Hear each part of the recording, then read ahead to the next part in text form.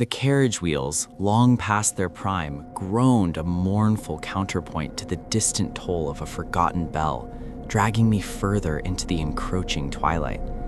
Ahead, the road, if it could be called such, dissolved into a mere suggestion of ruts choked by encroaching ivy and skeletal branches. And then, through a sudden rift in the gnarled oaks, it appeared. Blackwood Manor.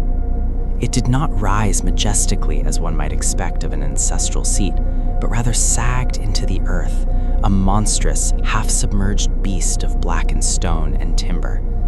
Its windows, like vacant, cataracted eyes, stared out from beneath heavy brows of sleet, reflecting only the bruised purple of the dying day.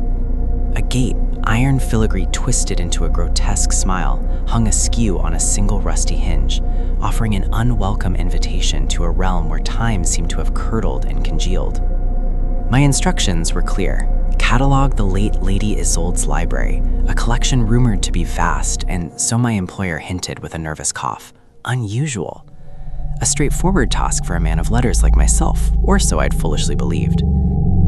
The air within the grounds was thick and still, heavy with the scent of damp earth, decaying leaves, and something else, a faint metallic tang, like old blood mixed with iron rust. My footsteps on the gravel drive sounded unnaturally loud, swallowed quickly by the oppressive silence that seemed to seep from the very stones of the house. The grand oak door, twice my height, bore the scars of untold seasons, its surface fissured and blistered, the once gleaming knocker now a verdigrised relic. It opened with a sound like a drawn-out sigh from a dying giant, revealing not darkness, but a gloom so profound it felt tactile.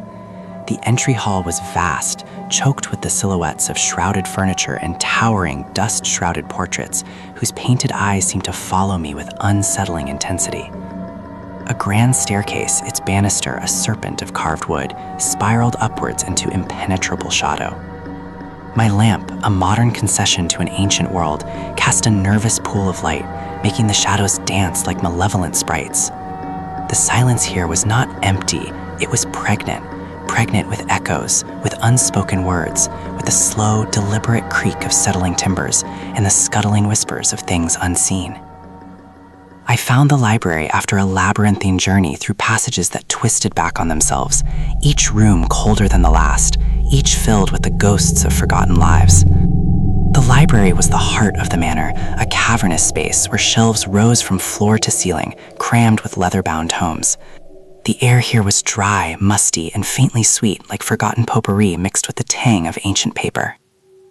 As I began my work, the simple act of pulling a book from its resting place would unleash a cloud of fine gray dust, like a sigh. Hours melted into the oppressive quiet. The moon, a skeletal sliver, eventually peered through the grimy window panes, casting long, distorted shadows that writhed across the parquet floor. It was then I began to hear them.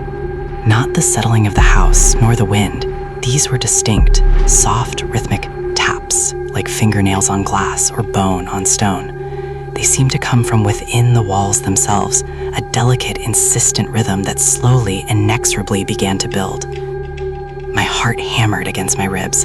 I tried to dismiss it, to rationalize it as a trick of the old house, the wind, anything but what my mind was screaming. But the taps grew bolder, moving, it seemed, from one wall to another, like something pacing just out of sight. Then a new sound, a faint, almost imperceptible, rasping, like dry breath drawn over a rough surface.